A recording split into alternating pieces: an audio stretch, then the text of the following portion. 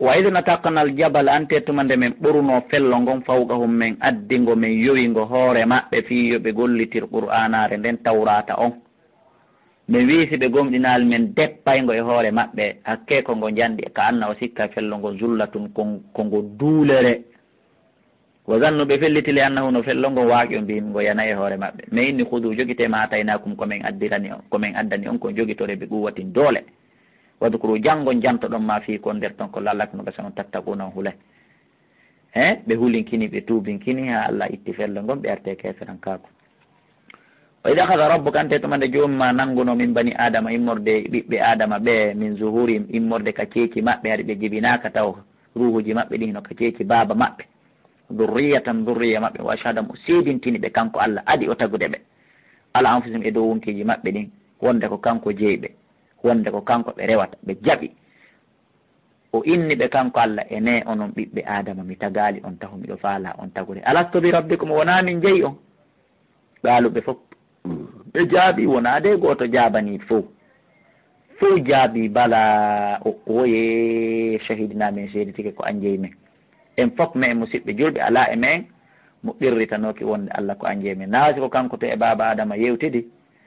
fi wota en daro inna ñande dargal enen ko baba men adama nan mbi'en enen siɗen ɗon nun en nunnatano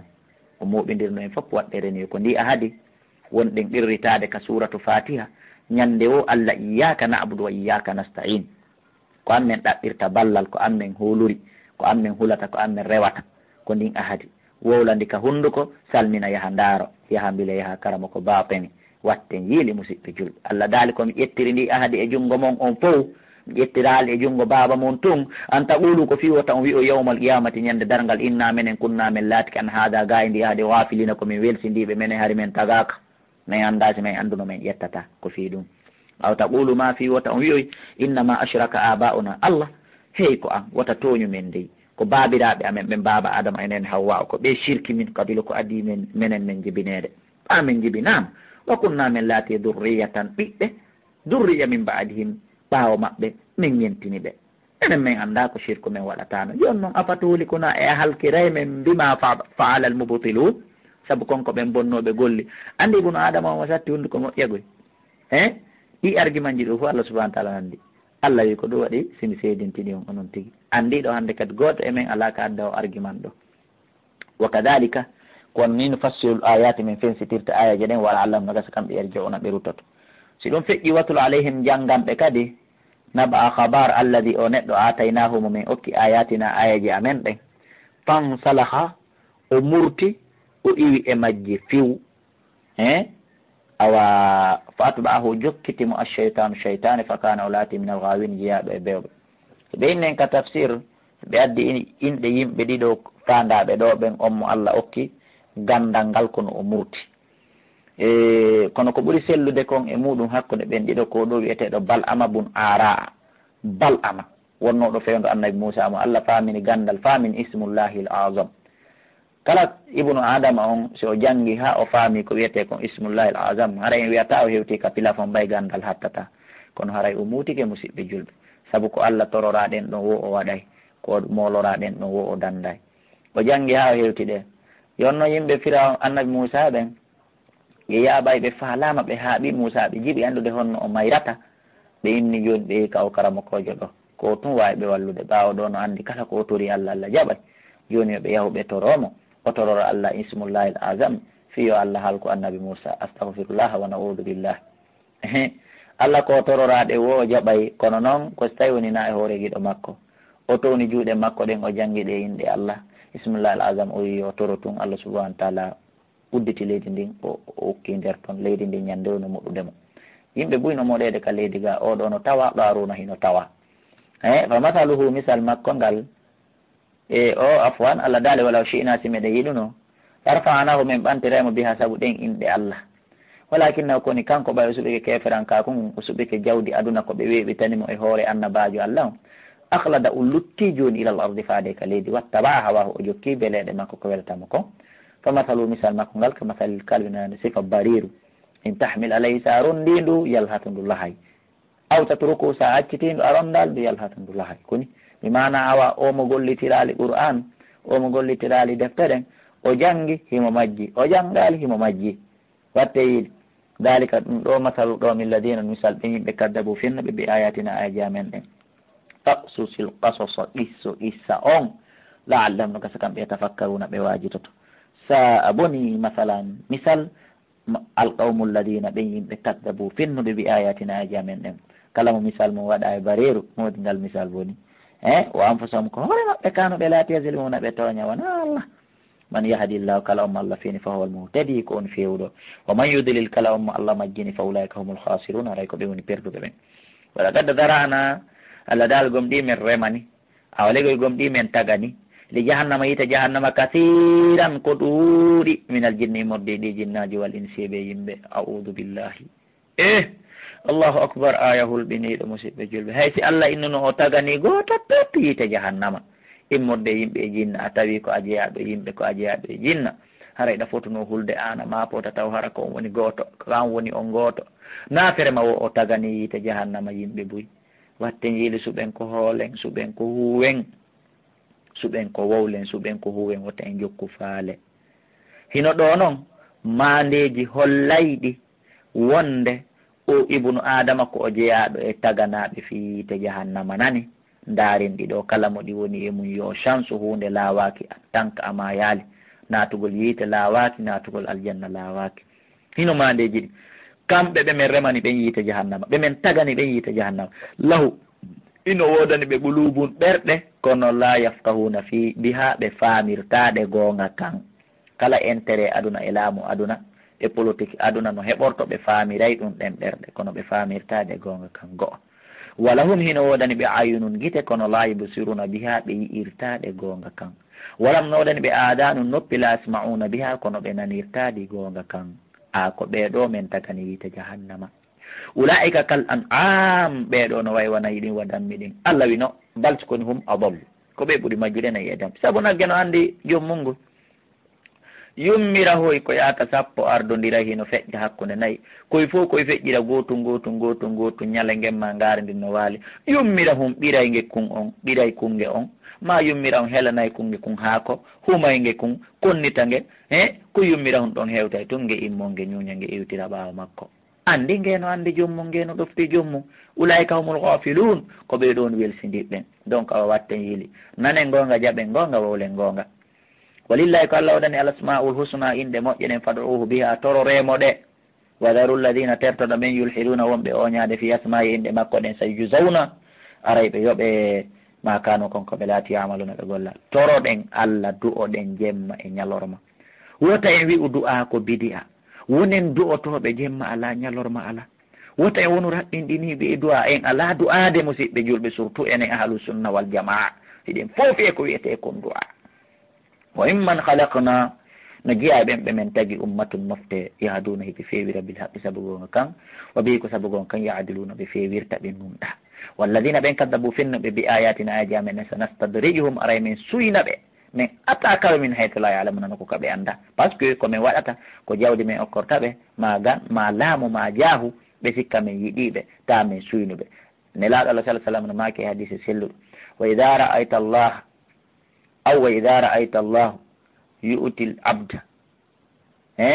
min ad-dunya ala ma'asihi ma yuhibbu fa innama huwa istidraj wo sa yi Allah no okkora neɗɗo mo yedduɗomo Allah no okkora mo Qur'an e aduna ɗo kala faaleji makko ɗin andu ɗum wona giggol ko suynugol mo wa umli lahum min nettinanay ɓe wuura ɓe laamo ɓe riisa he Allah daali inna kaydi matin politique ya on no luggi kala mo mi banni o yultoyta kala mo mi ɗukki o ƴawata politique ya on hino tiiɗi ko ɗum waɗi si jannguɗen naane wala yamanu kaydullah hoolota ko pewje Allah ɗen si wona yimɓe majjaɓe ɓen heferaɓe ɓoyliɓe ɓen awalam yatafakkaru e ɓe miijitaki waajiti faami ma bi sahibihim ala e wondiɗɗo maɓɓen ɗum woni Muhammadou min jinnatin immorde e feetere ɓe yaali ono iro ɓe yaali ono hocca pooti in ho wonaali illa nadirum so wona waajotoɗo mo bino feññina awalam yanzuru e ɓe ndaarali taski fi malakuti samawati e laamateri ɗi kammuli wal ardi e ndi leydi wama halagallah e ko Allah tagi min cheyne immorde piiji awa taskagol ndaara leydi e kammu ndaara koode ndaara pelle ndaara ndiyam musidɓe julɓe ɗum ko ɓeydata iman ko ɗum waɗi o tourisme yaagal ko yiyata on portoɓe no waɗa ɗum ko jeeya ɗum e diina goy ko diina yamiri ɗum ko woni kamɓe ɓe ala waɗirde no diina kam wi'irino jindugol yaha e ɗe cehe ndaara seereji ɗin ndaara boowe ɗen ndaara pelle wallahi so a yeehi Fuuta ɗo a yiyay petere goo hino moƴƴinirawa puccu petere goo ka wi'ete ɗo boowal ka yaaye jomba halka no woodi Fuuta ɗo pete wawɗe wa yimɓe wawɓe wa ɓamale ñiiri woɓɓe no bambi woɓɓe bamba ɗum hino Fuuta ɗo pete wawɗe wa puccu wawɗe won hunde ko mari wonki ɗum no woodi donc taskagol ɗi piiji ko ɓeyday ɗum iman wani so koni asano tanjira aya kono nde laatoɗo kadi tarabagom ɗi ɓattike ajaluhum laje maɓɓe ɗen fa bi ayi hadithin Allah daali ko honɗum e yewtere ba'dahu ɓaawo qur'an yuminuna ɓe gom ɗin tami adda ɗum ɗon kadi mi ndaara ala man yudlilillahu kala on Allah majjini fala haadiyala ala fewnowomo wa yadarahum kanko Allah subahana taala o accaɓe feeto ko yaani e nder bewre maɓɓe no yamahuna hara koɓe wemɓe yasalunaka ɓe landadema ani saati fi dargal koyde tumal ngal dargol ayyana mursaha koyde tumal ngal accitete koyde tumal ngal darata ulala mbeynama ilmuha ande no gandal andugol fi dargal inda rabbi saka joomi an woni haray noon laayi jalliha o peññina naali dargal ngal li waɓɓatiya fi waɓɓutunde ngal darato hay goto illa wa sowona kanko Allah ko fi honɗum noon saglat andugol fi maggal teddi fi samat ka kammuli gandal andugol fi dargal heƴata e kammuli ɗin wal arde leyɗele ɗen taw nafere may fi ibnu adama ko woni tun komi yetto on kadi la ta'tikum ngal arata illa bawta tan sona e juhaye yasalunaka heɓe landadema fi dargal ka annaka sikkan hafiyun ka humpitiɗo ka ƴellitiɗo an ha fi dargal yeetoɓe a humpitaki a ƴellitaki a anda fi dargal qul haalan ɓe innama ilmuha ande no gandal fi dargal indallahi ka Allah woni walakinna ko woni akthara annas ko ɓuuri hewde yimɓe ɓen la ya'lamuna ɓe anda qul wiu la amliku min mi wawana li nafsi wonki anki woni taho naf an duñugol poɗugol nafare ɓanna wala darra wona duñugol lorra martina illa machallah sowona e mbere konko Allah yiɗi walaw kuntu ara mi laatino alamul gayba miɗo andi ko wirni lastaktartu mi ɗuɗɗino rayno min alhayri immorde e moƴƴire ha mi ɓuura fo wama massaniya suu bone mematanola kono mi wata duñude lorra mi wata poɗde nafoore si wona townugol juɗɗen toro Allah kala ko jaabinani lanka du'a an ɗon in ana mi wonali illa nadirun so wona wajatoɗo ko bashirum weltinowo li qawmi nonande yimɓe yuɓɓe no gomɗina walladi kanko Allah woni o halaqahum tago ɗo min nafsin wahidatin immorde wonki wooti wa jaala waɗi min ha e makki zawjaha ɓeygu makki nene hawwawu liyaskuna fiyo ñiiɓu kanko baba adama ilayha faade ɓeygu makko nene hawwawu ɓeygu ko waɗiɗa kaka gorko on deeƴa kaka gorko on fawto haray ko onon yo sonnaɓe huule Allah wone fawtorde moodi mo wone hoɗorde wone ñiiɓirde moodi mo yo ta aussi moodi mo hewtiti kala satte ndeji e soñdia e jarrabuye ko heɓuno so hewti takko mon o yejjite fof sak bon accueil man ko waɗantonmo bon saɗi e tooli ko waɗantonmo e hentingol yeeso e wolugol welɗi e mawlugol mo e ɓoosugol mo ena ɓanngol mo ndiyan e ɗabbugol mo eko nandita tawi ɗum wata taw hara ko bere ko iwi takko mon wo o fowti falamma tagashaha tuma nde kanko modibbo on o sudduno ɓeyguji on alegoy tuma nde ɓe renduno mbaldi hamalat kanko sonnaji on o reedi hamlal reedu Allah no wadde misal ngal o na hoore baba adama enen hawwaw de ko hoore kala gorko e moodi tawɓe shirka nayi Allah ko ɓen Allah ni waɗande ngal ɗo misal hande kadi o ronɗo reedu hafifan foyguitindu ɗum woni lewru ndu balɗe ndu lebbi ɗiɗi tati ko ndu foyguitindu fa marrat bi o rewda e mayɗo o yaada e mayɗo kala ko faala o hocci o cikko fendu ɗon falamma kalat tuma nde ɗum tedduno ila lebbi jeɗɗi jeetati jeenayyi on ndi ɗon teddi hande kadi kamɓe ɗiɗo kono wiɗen misal ngal koye hoore shirko ɓen waɗa da'awallah ɓe nodda Allah hiɓe toro Allah to rabbahuma jeeɗoɓe on Allah yaltinan Allah jippinan e jaam moƴƴere Allah jippina noon o e jaam moƴƴere la in ataytan a wallahi sa okki men salihan ɓiɗɗo moƴƴo fewɗo timmuɗo tagu ko wuuri yalti e ko wuuri lanakunanna men laatoto min shakirina jeeyaɓe ɗo e yettoɓe ma on say ko ɗi du'aji tun e ɗi sadakaji tun ɓe waɗata ndaaru noon falamma atawma nde Allah hokkunoɓe salihan ɓiɗɗo moƴƴo yaala lahu ɓe waɗani noon Allah suraka kafi diɗɗi ɓe waɗani Allah kafi diɓɓe fima atawma e nder o bobo mo okkiɓe tayle ko kanko tun okkiɓe ila ka bobo jibinaɗon ila ka ñiiƴe waɗi ɗon hewti ka ara ɗon ɓe ɗaɓɓa ko fiɓanamo Allah no wawi tagude waɗa noppi guite kono Allah wata addude ñiiƴe donc be o wallidira e fiɓoɓe ɓen si hewti ka o fewndo yaade Allah no wawi moƴƴinde koyɗe kono wata naɓude ko be o wallidira e fiɓoɓe ɓen e ko nandita tawi ɗum ay o shirki fata'ala Allah towi amma yushrikuna e gay ko ɓe shirkata ko a yushrikuna eɓe shirkay eɓe kafiday Allah ma la yahluqu konko tagata shay'an hay hunde ɓe mara hakkil honno wohum kanji tigi yuhlaquna ko ɗi tagaɗi wala yastati'una ɗi wawana lahum wonande ɓe kamɓe rewayɗi ɓe ɗin ɗi wawana ɓe nasuran poɗugol nafa wala anfusam ko raɓɓiɗi ko wona hay hoore majji taw yansuruna ɗi wawi wallude wala yastati'una ɗi wawata puuɗude lahum wonande ɓe nasuran ballal wala anfusam wona hay hoore majji taw yansuruna ɗi wallata wa in tad'uhum wallahi si ɓe noddiɗi ilal huda faade peewal ngal la yattabi si on noddiɗi faade peewal ngal la yattabi'ukum ɗi jokkata on sawa on hino fatatere alaykum e dow mum adawtumuhum e on noddiɗi am antum samituna ka on deƴƴi inna alladina ande no ɓe tad'una wonɓe rewde min dunillahi ko hewta Allah ibadun amsalukum ko jiyaɓe hoɓe wona wawɗon wonɗon rewde fad'uhum noddeɗi falyastajibu lakum seede on yoɗinoti on in kuntum sollatke sadiqina ko gonga mo ɗiwata notade alahum ene hino wodani ɓe wonɓe rewde goɗɗum ko hina Allah e ɓe no mari arjulun koyɗe yamsuna biha ɗe ɓe yarata harana ko Allah tagi kon la am lahum kana wodani ɓe aydin juuɗe batashuna ɗe ɓe fontirta ɓe mema biha e saabu mum haranaɗe Allah tagani ɓe ɗe la am lahum kana wodani ɓe aynum guite busiruna biha ɗe ɓe yirata haranaɗe Allah tagani ɓe ɗen la am lahum kana wodani ɓe adanum noppi yasmauna biha ɗi ɓe nanira haranaɗe Allah moƴƴinani ɓe ɗin allahumma la bal ala joni ko honto noon ɓe teppi hino rewa goɗɗum ngo o tawi no woodi moƴƴinanɗo ɓe yitere ma hay leeɓol gotol wona heɓe rewde on ɗon kadi jike ko moƴƴinirani ɓe ɗum ɗon kon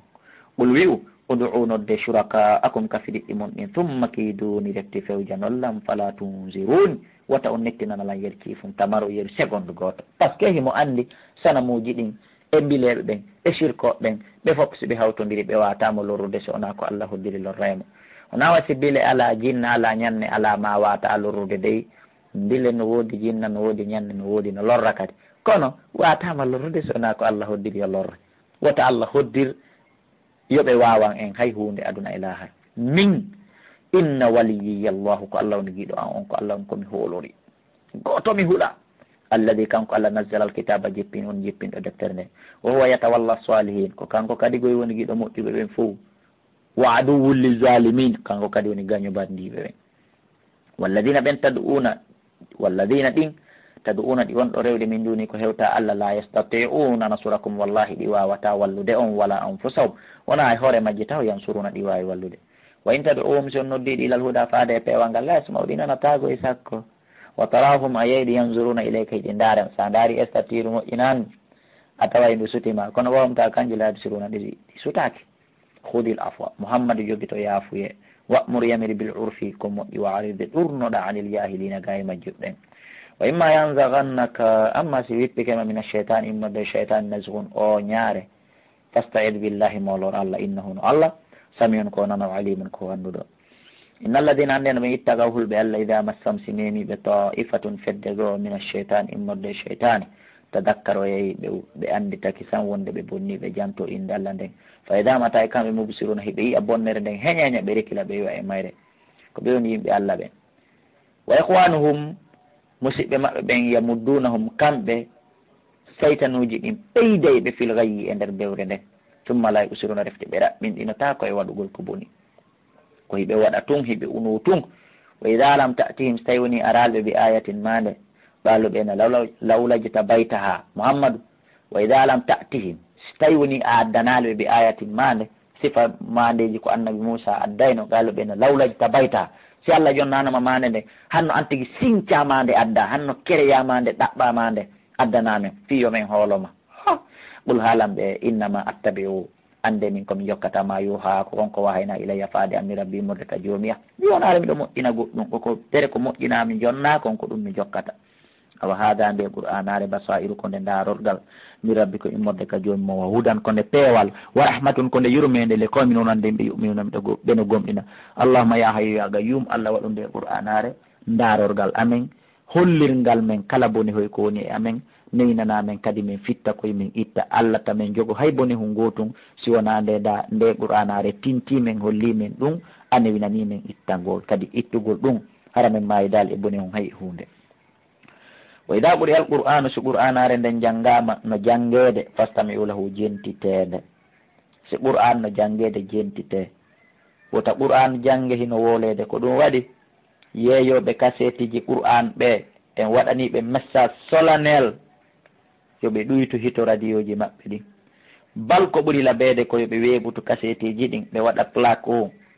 ɓe waɗa publicité ka radio ji wonde ɓe yeeyde kaseti qur'an ɗo huɓɓingol qur'an on tawa min miɗo feƴƴude min Abdoullahi Kala misal ma oɗa tawa o mara tan jentagol qur'anare nden ele o nanide himo duwa jentade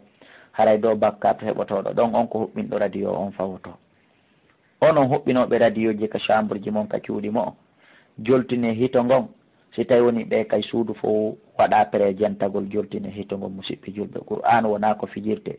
itte qur'an on e sonori téléphone ji ɗin musidɓe julɓe wa ma huwa bil hazil koni Allah no haalani en ka suratu e honno innete Tariq wonde qur'an wona merentere wona fijirtende qur'an na fijirtende aya fuɗɗa sonirde ɗo aya tun kupamo e hakkude wi alo nde fijirama qur'an sona ka dus nde fijirama qur'an sona e jungo jungo bobo himo tambi ɗum himo yaha nde fijirama waton fijir qur'an wana si tu deƴƴe si qur'an no jangede laallakum no gasa noon turhamuna o yurmete mi mana no gasa Allah yurmete en son comportori ni ko ɗum min Abdoullahi Kala mari komi hollata kala jentiɓe o tafsiru an reno ɗen e qur'an teddinen qur'an mawninen qur'an ko ɗum waɗi si mawɓe men kamɓe ɓe fijirta qur'an ko fontugolde jangga ha gayna haɓɓande ha yowa dow enen faamuɗen contraire ko ɓe faami kon wiiɗe nde qur'an woluno gonga nde haɓɓano nde yowa idan an kadi ta wolu gonga fiita kamɓe ko ɓe haɓɓirinde ko fiita nde lancu ko ɓe townirinde ko fi pay koye wata salligade koye wota mem enen noon hannde ɗum no jiiɓede ɗi téléphone ji wadkur rabbaka janto inde jomma nden fi nafsika ka wonkima to darru an ka yankinagol wa khifatan e ka kulol wa dunal jaha ko alda fe ñingol minoɗal immorde konngol bil ghuduwi bimbi wal asal e kikiɗe wala takun watalata min alghafilina jeyaɓe welsindiɓe innal ladina anduno ɓeeɗo inda rabbika wonɓe ka jomma ɗum woni malaika ɓen